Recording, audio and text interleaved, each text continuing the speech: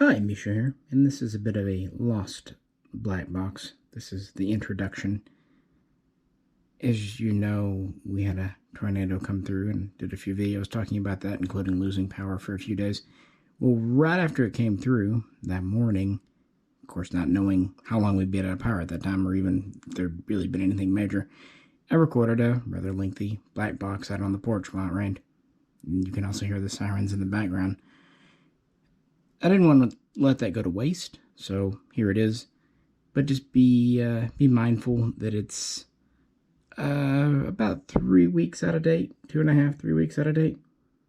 And I do talk about situations in the world that, of course, have changed somewhat, but the bones are still there, the point's still there, talking about models and upcoming firearms things. You know what? I'm a waste not, want not kind of person. Yeah, I'm the kind of person that puts a little bit of water in the shampoo bottle to get 1 or 2 more days out of it. But never in the ketchup bottle, because that's disgusting. Watered down shampoo, dealable. Watered down ketchup, sick. Anyway, here's that older video. Just thought I'd post it. Hope you enjoy. If you could, do please like, share, subscribe. And I do reference some Mishaco channel videos. So if you like, go over there and check those out. And about half of the model videos I talk about in the upcoming part have been published here, and the other part will be coming very soon. And with that, this is Misha from the present signing off, handing it over to Misha from the past. Hi, Misha here, and excuse me while I box this up. And we'll go outside and have a chat, because there's not much else I can do right now.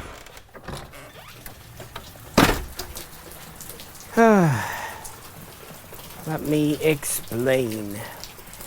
So, my night has been both boring and a little interesting, but I've been needing to do a update black box. Anyway, as you can hear, it's raining. Tonight here we had normal night until about 2, 3 a.m. and then it started to storm. Still storming right now, although the worst is over. And about 2 miles away, a tornado touched down. Now, all's fine with us, and it was a small tornado, quite brief. Frankly, if you're in the Midwest or this kind of northwestern corner of the South, tornadoes are a thing, especially in March, April, May, June. We're fine, no harm. I don't think any local areas were damaged, at least severely. There was some hail though, so we might have some hail damage to our car. We'll figure that out tomorrow. Well, later today. The only bad thing, we have no power. Haven't had power for a few hours now. And it looks like about 8,000 residents in our neck of a town also do not have power. So probably a line got hit by the twister. And in the modern era, if you don't have power, there's not a heck of a lot to do. I was able to get the internet running using battery backup, and of course there's always Wi-Fi through the phones, but you know, that's all limited energy. You don't want to burn it up too quick. So I thought I would turn the computer off, save what battery I had, and come out here and do a black box. Why not?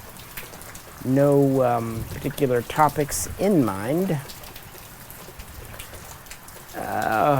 Here we are closing out March. I'm recording this on March 30th. Probably go up around the 1st. But yeah, the status of the world.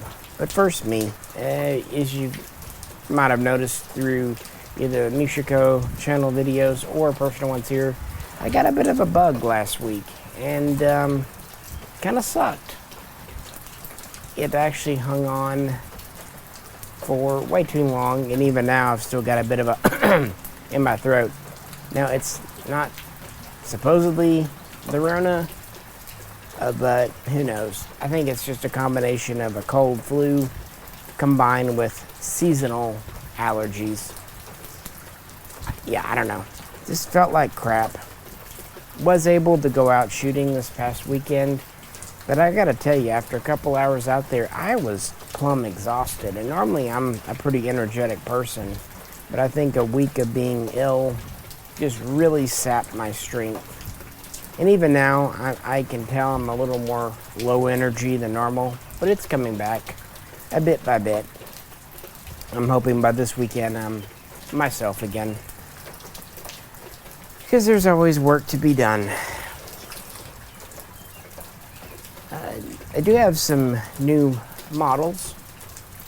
I've put up a video on a couple of them, USS Hornet and the USS Lexington. But more to share.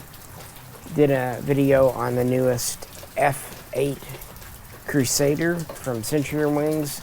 I really like the design of the original aircraft, and Century Wings does a really good job. They're pretty much in there with Hobby Master, and in some ways I think a little bit better, but they do cost a little more. Century Wings is one of the pricier brands in 1/72 scale diecast. Also picked up some new things for the ground, including some modern German armor. And while I've been buying them for a few years now, I'm about ready to start doing videos on World War I stuff. And at 1/72 scale, your best bet is from a company, a brand, a line called Wings of the Great War. Now, they put out a good number of aircraft a few years ago, but then the brand either went defunct or got bought out. It seems like they changed ownership, or at least management, and they just now in 2022 started releasing new models again after a hiatus. And they came out with some new aircraft, including, what did they do this time? I keep wanting to say SPAD, but maybe they did do a SPAD. But they did some German allies, and they released a tank. In the past, they did a few tanks, but far fewer than aircraft. So picked up one of those. Also picked up a couple of French tanks, which will be fun. The the Saint Chamon and the CA1. So looking forward to doing videos on those as time permits. Nothing new from Eagle Moss in a long time. They did finally replace my order that they screwed up. Still never actually received an email from them, but it showed up, so oh well. But I was really hoping the newer Discovery models would come. For example, the Voyager J and the USS Nog. I really hope they do get those, but they seem to continue to have supply issues, so I guess we'll find out. That's really it in the model world. In the gun world, if you're over on the Mishaco channel, you saw the Hellion videos. Still really hate that name. Also decided to pick up yet another Brogren Thomat TP9. I've owned two in the past, but they were the older DS Arms imports with the TP9N, and the fact that the Swiss military uses it as the MP14. I just couldn't resist grabbing another one. And this one I will SBR. I've already started that because that's really the only way to own one of those guns. You got to slap the stock on it and the foregrip. Otherwise, it just doesn't work, and it just doesn't work with the brace right. Some guns are okay with the brace. For example, Brogren Thomat's APC9. The retractable brace really doesn't bug me on that one. But the way the MP9 TP9 uses its folding stock and needs that foregrip, there's no way to get it right and still have that look and feel. I have fired one before with those accoutrements, and it really is a lot of fun. It's It's a very light gun, and the rotating barrel gives it a very interesting recoil impulse. So yeah, be doing that in the future. I also took out a few favorites to the range over the weekend, just because my G36 and my Russian SGO 31. So we'll be talking about that. And speaking of Russia, yeah, the Ukraine situation, we're over a month into it, actually coming up on 5 weeks now. That is a depressing number, but it seems like Russia is finally kind of backing off a bit. The war's still ongoing. I don't want to minimize it, but they're kind of redefining their terms for victory and slackening off a bit. So hopefully the loss of life will soon come to an end. That's my main thing. I do not like the loss of property and the disruption to business, but that can be repaired and rebuilt. Lives cannot be restored, and especially considering those dying, those civilians, they did nothing wrong. Nothing at all. They do not deserve this. I've made my position on this crystal clear, and I will continue. It is in no way justified, right, and it's in no way excusable. And so I'm hoping, and I think more and more people in Russia are feeling that way too. There's more and more pushback in Russia, which is quite remarkable considering all the restrictions and penalties for speaking out against Putin's government. So for those in Russia that are standing up, much respect and well wishes. But it's also in the military too. The incidences of desertion and disobedience amongst the soldiers have really gone up. I do have to caution, of course, the media we have here too is also slanted, even propaganda. But it's just because we want the Ukrainians to fight back. If nothing else, America loves an underdog story. And also Ukraine is our ally. And yeah, so people want to see that, but the truth is there have been plenty of Russian victories, and Russia is still a major military, but news sources aren't really broadcasting that because it's not what people want to see. And if a news agency broadcasts that too much, they may be labeled as a Putin sympathizer.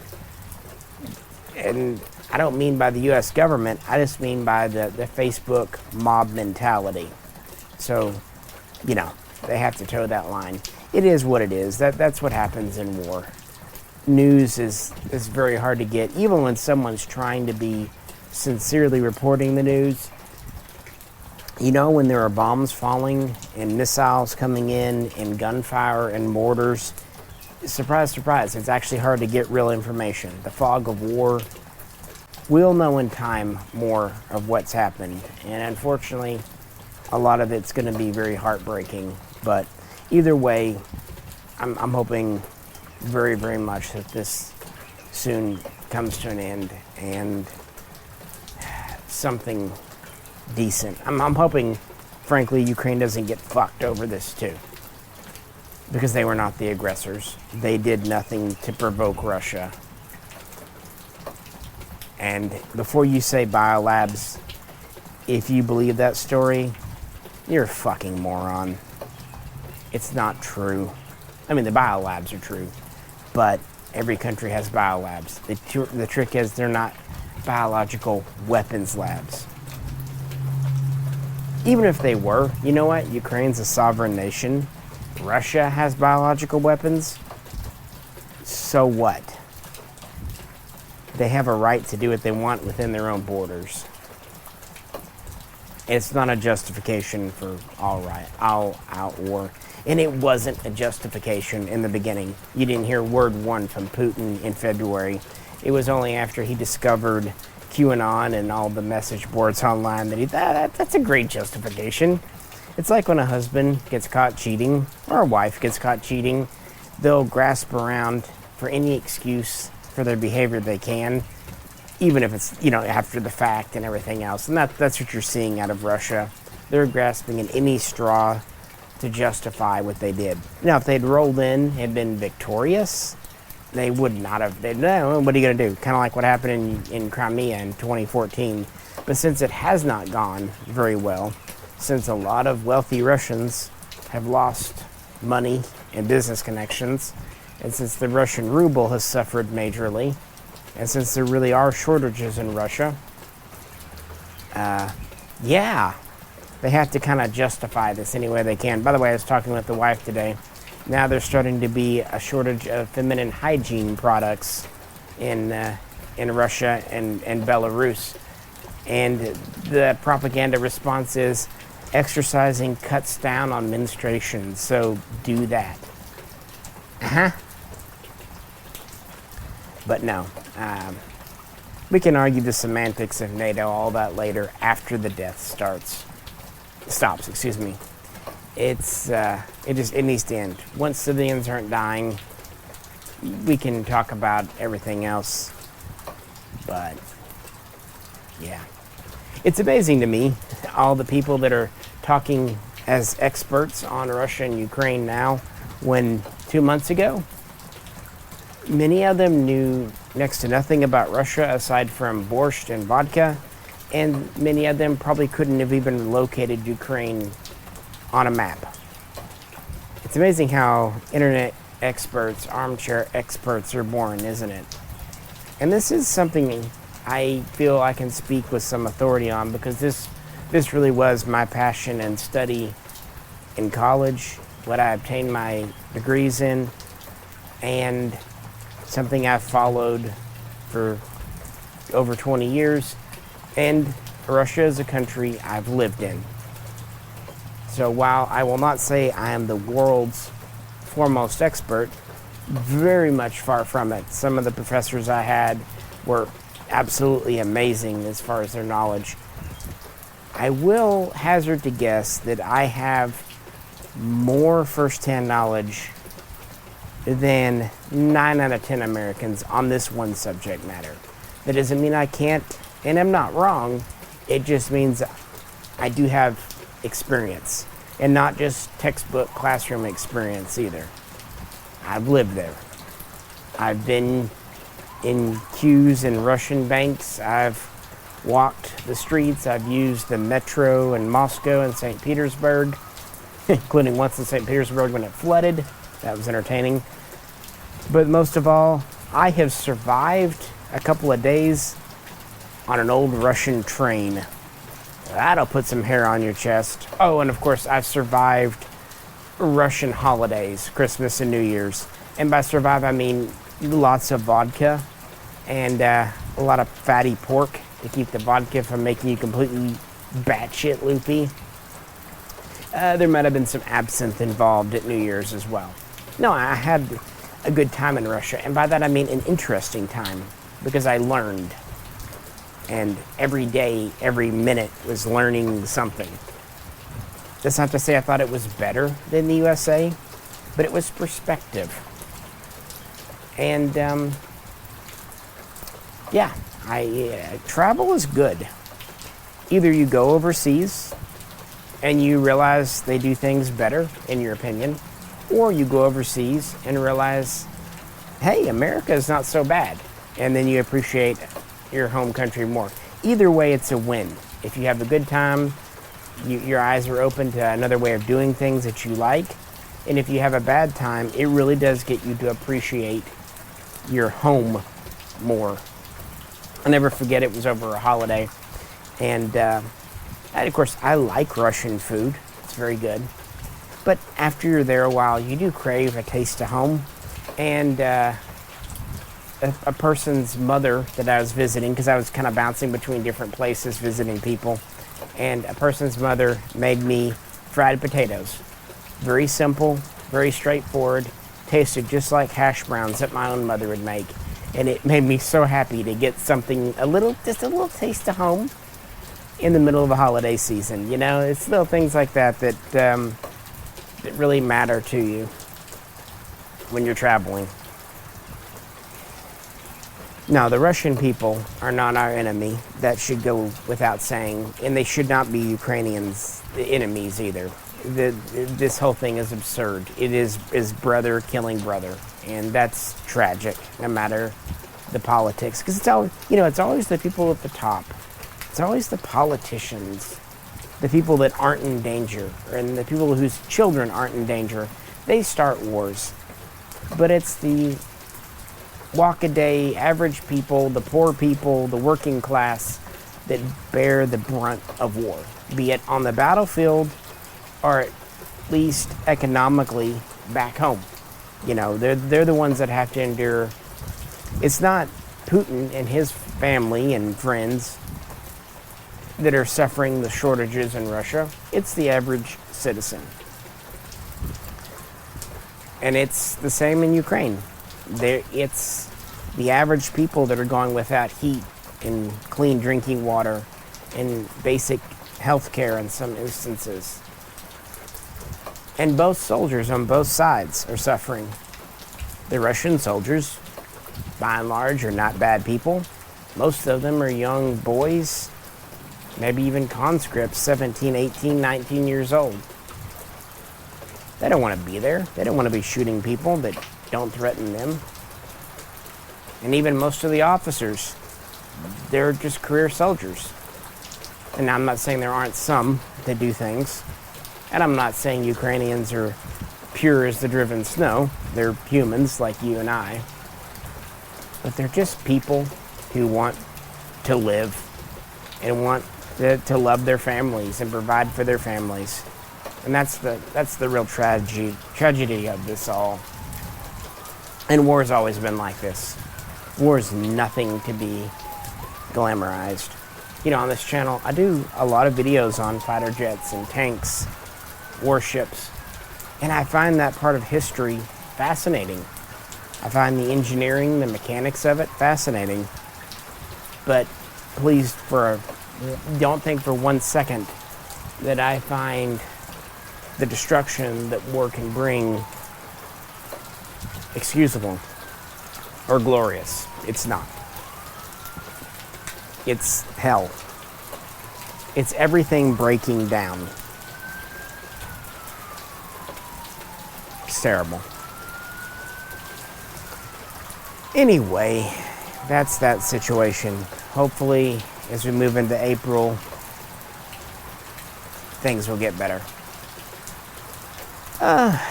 What else is going on? It's pretty much been the whole news cycle there. I mean, of course, if you turn to left-wing news, there'll be some Trump story. If you turn to right-wing news, there'll be some Biden story. Both of them trying to spin the other person as negatively as possible. As always, the truth is in the middle on both accounts. So, yeah, I don't pay a whole lot of that, a whole lot of mind. On a personal level, all the cats are doing good. Peanut as well. I need to do an updated video on tripod kitties. My family's fine. There is one member of the family in the hospital. It's a little concerning. Again, it's not the Rona. It's an ongoing health issue, kind of related to diabetes. Other than that, though, it's okay. The weather's been nice here. We've had a couple of really beautiful weekends in a row. The recent trip a month ago to Texas was very successful.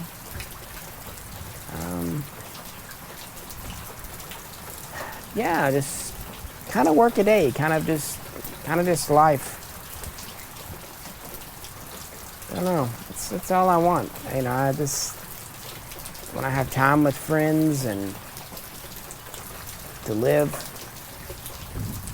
And I like living. It's rather nice. And about that, I'm not saying I don't have days. I definitely go to dark places. But, all in all, I've been in really bad times in my life. And I'm thankful that I'm not there now. And I'm thankful for what I do have, and that's what I try to cling to when that happens. I'm in a much better place and position with much better support than I was, say, 15 years ago. And that's something that we have to be mindful of.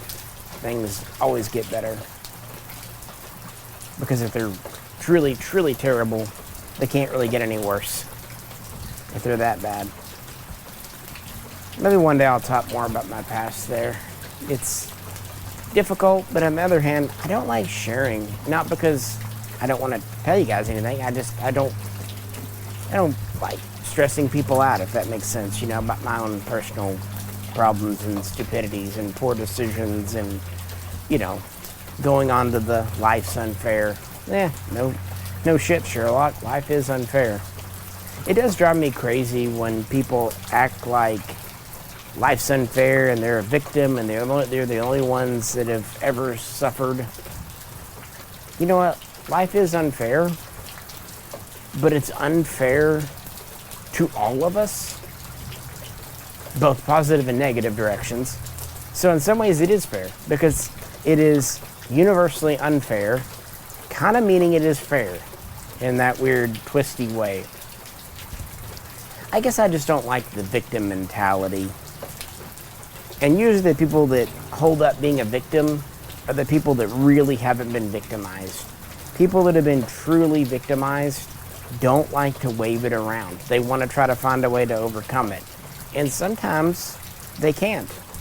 You know, a lot of soldiers that come back from war are messed up, and some of them never find their way out. So, but they're not the ones that are going to talk about being victims and all that to you, if that makes any sense. Speaking of victimization, the ATF stuff, I don't think I ever really gave you a full update. You know, they were here, and it all ended fine. It's over now. The documents are signed. Obviously, I still have my license. In fact, my renewal was already up in March anyway. FFLs expire every 3 years, and mine expires by April 1st. But they usually get the renewal paperwork in December or January, so I always try to get that in the mail ASAP. So I usually get my new license a good month or at least 3 weeks before my old one expires. But yeah, everything went fine. They always will find issues. And they had 4 for me to deal with paperwork. Now, nothing major. No guns were missing. No guns had been improperly transferred or sold. Those are the big ones they really look for. You don't do that, you're okay. So my 4 issues all had to do with just the kind of the paperwork. The first one that he pointed out, back about 7 years ago, I picked up, maybe 6, whenever they came out, those Ithaca branded M37 trench guns. You probably have seen mine in a few videos. I love the Ithaca. I would go crazy for an actual Vietnam era Ithaca trench gun, but they're very hard to find, and when you do, you have to kind of make sure they're legitimate. Anywho, I bought a replica because it came from Ithaca. I actually bought it directly from Ithaca. So in my logbook, we have to put make, model, type, caliber. And I put make Ithaca, model M37. And then type, of course, shotgun, caliber 12 gauge. Well, as it turns out, even though it does say Ithaca on the gun, and I did buy it from Ithaca, technically the maker is Inland Manufacturing. So he needed me to change that from Ithaca to Inland. Okay. The next one, there was a Bulgarian Makarov. Now, back in the day, we used to just log them in, imported guns like that, as the country of origin. Because that's usually what the import mark said, you know, just like Russia, Bulgaria, China, whatever. And that's how we did it with surplus guns. And even today, sometimes that's still what you have to do because there's not an official maker on it. By the way, it has to be written in English, whatever you do. So I had logged it in as Bulgaria, make Bulgaria. Well, the rules did change around that time when I got it a few years ago, and they got a little more stringent. It needed to say Arsenal or Arsenal of Bulgaria on it. Okay? So that's another one. Those two you can kind of be like, well, what does it matter? The serial numbers were right, the type was right. You're kind of arguing over a little bit of semantics. But the agent kind of pointed it out. He's like, look, the deal is, if the paperwork's not correct, and if the gun were stolen or used in a crime, a defense attorney could use that discrepancy in paperwork to try to get the case thrown out, saying, look, if this is wrong, what else might be wrong? We're only asking questions. Well, this says Bulgaria, but your records say Arsenal or blah, blah, blah. Or, you say Ithaca and this says Inland. Are we sure it's the same gun, even though the serial number and type and all that match up? It's pedantic, but anyone who's ever been in a court of law knows lawyers love things like that. So, yeah, fair enough. Again, just change it, get it correct. The other two minor bookkeeping points were serial numbers. I've done 10,000 plus guns. Once in a while, you put in the wrong number. One of them, there was a 4 in the middle of the serial number, and for some reason I put a 2. Everything else was correct, make, model, all the other digits. It was supposed to be like 55143 blah blah blah, and I put 55123 blah blah blah. That's obvious. That needs to be corrected. Oops. That's human error. I fully own that because I do all the logging in myself. The other one was a similar thing on a serial number. It was actually one of the JDI guns, and it was the first time the 300 blackouts came in. Now, most of the JDI guns start with JDI and then a number, and then there you go. This was the first 300 blackout, and they have a weird serial number format. It says WS at the beginning, which stands for whisper, and then the number like 00111. And then for the first time on these Swiss guns, it had a suffix, and it was an I. And not knowing there was a suffix there, I left it off the first one of those I logged in. So I need to go back and put an I in. So he said, look, these are the 4 things you need to correct. So I corrected them, printed out the pages showing the corrections. And what the books do, they keep the original incorrect record, and then they tie a new entry to it saying this is a corrected record. That way you can't go back and falsify records, but you can still correct them. It's actually pretty neat. So I showed him those, and then he reviews them, gives it the okay, and then I signed the paperwork agreeing. And so they got me on one, as they call them, violation. Because if your records are not 100% correct, that's a violation because you're supposed to keep perfectly correct records. The truth is, I asked him, I said, well, how's that go? And he goes, really? The only people that don't get any violations at all are those kind of dealers that only do a couple of guns a year. He said, for anyone who does thousands of guns, there's always something. And I know this from personal experience with friends.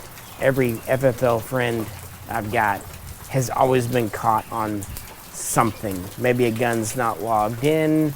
Maybe a gun wasn't logged out properly. Maybe a 4473 wasn't filled out quite right. Anything can do it. Because if you haven't noticed, we have a shit ton load of gun laws, rules, and regulations in the US of A. We don't really need more of them, frankly. We might need to enforce some and let others go. But, when the people talk about gun control and stuff, look, passing more laws is not the answer. I think there's over 20,000 on the books already. Yeah, that's a whole other video topic, and maybe one that we can get into one another day. Again, kind of like talking about war in Ukraine. I hate and deplore the loss of life. I deplore mass shootings and gang shootings and drive-bys and indiscriminate use and even accidental discharge of firearms when they're not handled and stored and all that properly. I completely agree that's something that's not desirable. However, I don't think more gun laws themselves are quite the answer. I do think there are some answers, but that would actually require politicians to do their jobs and make some tough calls and make some tough admissions, and no one wants to do that. Everyone wants the low-hanging fruit that they can get a 5-second soundbite on Fox or MSNBC to go, oh, look how great I am. Re-elect me. I think for a lot of politicians, it's less about actually saving lives and more about the optics to keep their job and to keep their big, fat corporate sponsorships. And by think, I mean, I know I'm right. And you know it too. Anyway, I digress. Again, this wasn't a planned video. I have no power. Nothing else much for me to do right now. But anywho, ATF thing went fine. No, you know, if you have a major violation, you have to go to court. They, you know, in the worst case, they can take your license away. Heck, in the absolute worst cases, if you're doing something truly illegal, you can go to jail. If it's a minor infraction, you can get fined. But usually, even if you go to court over something like, say, a missing gun or really grossly improper paperwork, if it's your first offense, it's usually just a warning. And of course, if you're a repeat offender or you've let guns literally go missing, yeah, things are going to get... Probably what they would do in that instance, you would get a probation, and then they would watch you like a hawk to make sure it was a true accident and incompetence and not smuggling. That did happen to me once. Not that, but kind of a spectator. Years ago, I sell guns to California within their laws, going through all their hoop-de-loops. But I was selling various guns to a group of about 4 or 5 police officers in California. And because they were police, they were allowed to own things that average mere mortals could not. And they were going through a totally legitimate FFL. In fact, I'm still in touch with him, so I know he's still in business too. So he was doing all of his stuff correctly.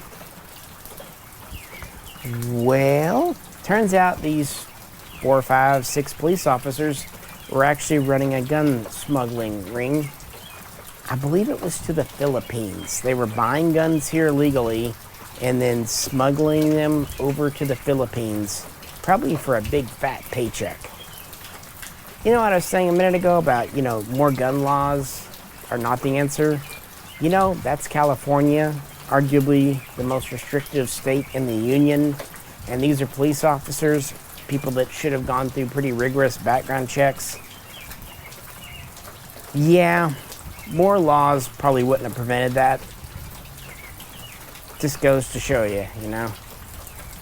I definitely don't think California-style gun control is the answer there, because it doesn't work. And we've had 3 decades of them trying it to really show it doesn't work. On the other hand, my personal opinions about some of this stuff would probably surprise you, because I'm not an absolutist. I believe in compromise. I understand that we live in a society and there are different people, different walks of lives, and different ways of looking at things. And if you're going to live in a vast society, a very diverse society, you do have to compromise. You cannot be a Puritan. You cannot be an absolutist. And you can't just insist that everything's my way or the highway. You have to look at things. You have to walk a mile in someone else's shoes. Of course, I would say that about liberals wanting gun control. Maybe they should walk a mile in someone like my shoes. Guns have been an immensely positive thing in my life.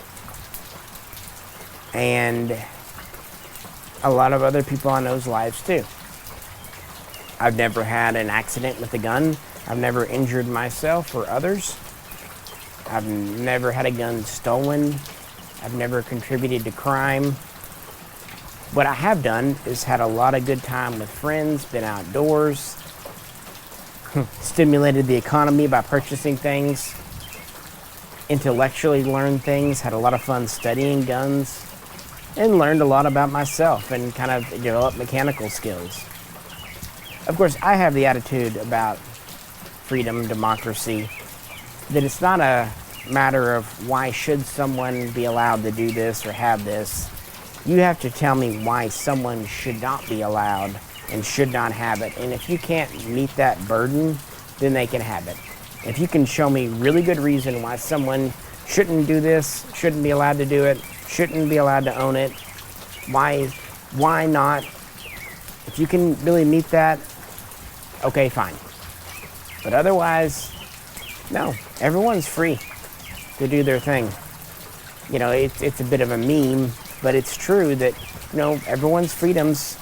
You have the right to do whatever you want as long as it doesn't infringe upon your neighbor's right to do whatever they want. The minute it does, then you've got an argument there, and that nasty word compromise comes into it. And I'm okay with that. But it does require taking yourself out of your point of view and looking at what maybe someone else needs, wants, and what their value systems are. And that can be scary at times for any of us, for sure.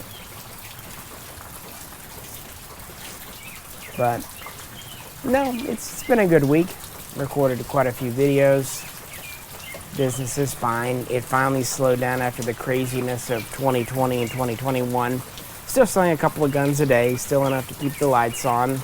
My wife is continuing to enjoy her new job, although since she's been in it over half a year now, it's not so new anymore, but that continues to go well. Yeah, I don't know. Oh, one final thing, a member on here, a supporter, offered to send me a Corgi model. Recently I did a video on the B-52 Balls 8 with the X-Plane. Well, in that video I said I really like to get one of the B-29s with the X1, but when I tried buying one years ago, it ended up being out of stock and they didn't have it. So he found one and it's in the post to me right now. So very eager to get that in. I also have one Whippet tank, British Whippet tank, coming over from the UK. So looking forward to those quite a bit. Anything you've got in the mail you're eager to get, let me know. Let's talk about it.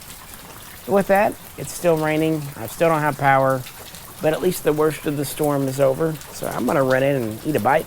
Kind of hungry. But I appreciate you hanging out with me while I ramble out here, since there's not much else for me to do. So I might do a more structured video soon. But this was just stream of consciousness, Faulkner-esque, if you will. But you know, sorry, I'm trying to get a drip plugged with the, oh, stop it, piece of cardboard here. Got a drippy thing on the porch, driving me nuts.